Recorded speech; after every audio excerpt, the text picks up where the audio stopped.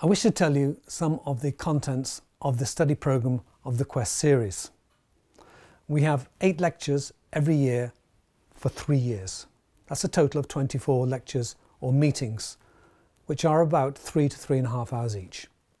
There'll be breaks, naturally, and there'll be discussions during that period. You can register 1 year at a time, or indeed you may come along for 1 lecture. The logos symbol is the emblem of our course, an ancient Greek idea of a vast creative intelligence which saturates the universe. We hope that participants will take this as an inspiration in the search for their own vision. Now, our visionaries, who number 25 to 30, are too numerous to mention in detail. But let me explain to you some of the issues on the quest and some of the visionaries. For example, we study the mystical visions of the Orient and the West. The Kabbalah, William Blake, Sri Aurobindo, the Hindu mystic of the early 20th century. The Gnostic Gospels around the time of Christ are all part of our syllabus. We also examine the new visions emerging from science, particularly the ones in physics and biology, with people like Teilhard de Chardin and Fritjof Capra, who have pointed to an immense new vision or paradigm which is reshaping our vision of the cosmos and ourselves. We look at the origin and history of human consciousness. For example, the emergence of Homo sapiens. How did our species evolve? When did it evolve? And what were the development sequences in our consciousness which we can detect and present as a meaningful development of our consciousness? We look at the theory of Erich Neumann, the great Jungian scholar, who presented the history of consciousness through examination of the history of mythologies. We ask, is there a meaning to history? Has all this development just been about power and struggle and the survival of the fittest? Are there other principles in history and some meaningful development, particularly of our consciousness? Are we meant to be here? We examine Arnold Toynbee, for example, the great British historian.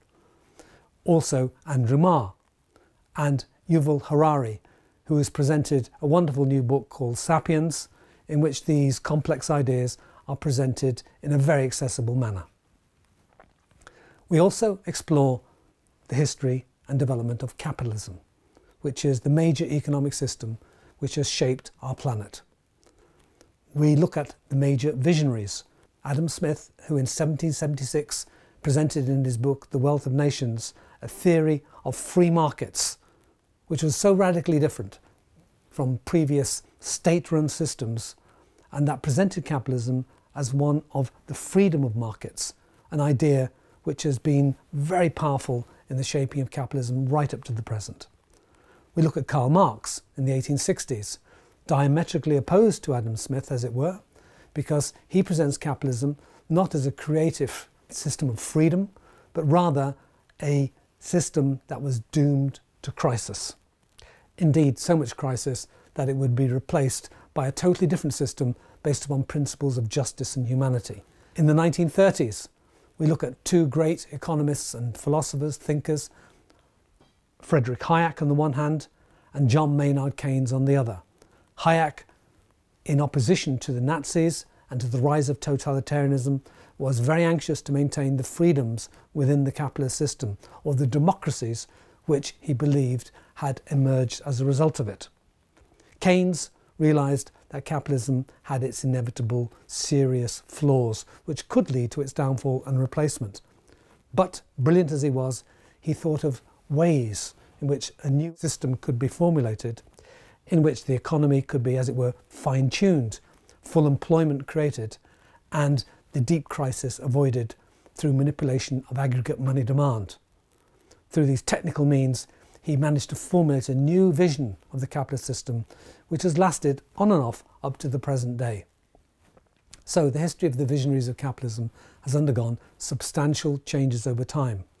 The most powerful economic system the planet has ever experienced, we need to understand, because the forces of capitalism are deeply shaping the present world crisis. We present capitalism as a system of creative destruction. We also consider at the extreme the possibilities of human extinction, or at least deep trauma to our species. We will look to many visionaries in this process, for example James Lovelock and his theory of Gaia, that is, the world as a self-regulating system which has been deeply disturbed by the anthropos, by mankind, who is now causing the major changes on the planet. Other issues we examine include Beethoven's Third Symphony, partly as relief from the heavy texts which may have preceded, but also because in the Third Symphony there is a world of meaning and vision which we can discover. This is the mythology of the hero's quest, an ancient concept, archetypal idea presented by Carl Jung as one of the dominant archetypal motifs of mythological history. The hero's quest is one of descent and then ascent and the creation of a new consciousness or a new paradigm and vision, exactly the central motif of the quest course.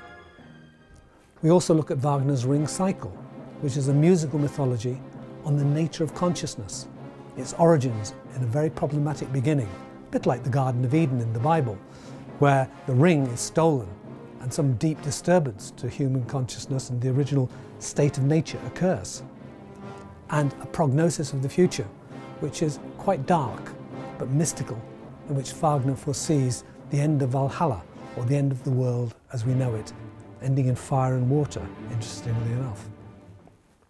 Turner's paintings are also examined as another great visionary, akin to the visions of the Orient, of the mystic perception of the light. All of this is to develop our inner and collective vision. We ask questions such as, is the universe conscious?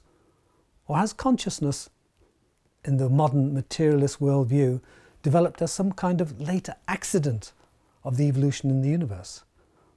Or rather, is it primary or coexistent with matter from the very beginning? We ask, does the cosmos have a soul? But could it be that the whole cosmos has a soul and we are part of it? We ask, is spiritual enlightenment really possible? Is it possible for the whole species or just for individuals? And what does it consist of? Carl Jung, the great mystic, psychologist, psychotherapist and philosopher of the 20th century, has a place of honour on our course, as indeed do some of his followers, such as Anne Baring, who's written a recent book called Dream of the Cosmos, A Quest for the Soul, or Ian McGilchrist, whose theory of the two hemispheres needing some reunification to regain our wholeness is akin to Jung's ideas of the conscious and the unconscious, which need to be reunited from the split which has occurred inside the human consciousness as the mind and consciousness, the left hemisphere so to speak, has become more and more dominant until it's forgotten the right hemisphere, forgotten the unconscious and forgotten its deep roots. Other issues examined are what's been known as the perennial philosophy. That is a philosophy which we can detect across the ages, not only back through all civilization, but back into shamanic times and times of the great mother philosophies and religions, in which a perennial, that is an everlasting, across the ages philosophy, that there is a reality underneath our phenomenal world which determines it.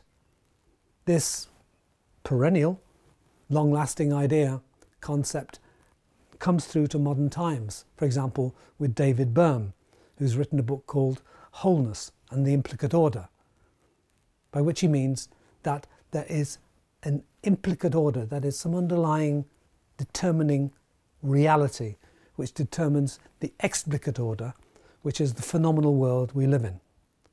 So, mystics, physics, modern science, this new vision combines all these elements. It includes also a systems view of life, as presented and championed by Fritjof Capra, which argues that the life system from its very beginning is self-organising, self-developing, and has a system of creative evolution and development naturally within it. We look at radically different economic and political and philosophical paradigms for the whole planet. These are just a sample of what we study across the Quest programme.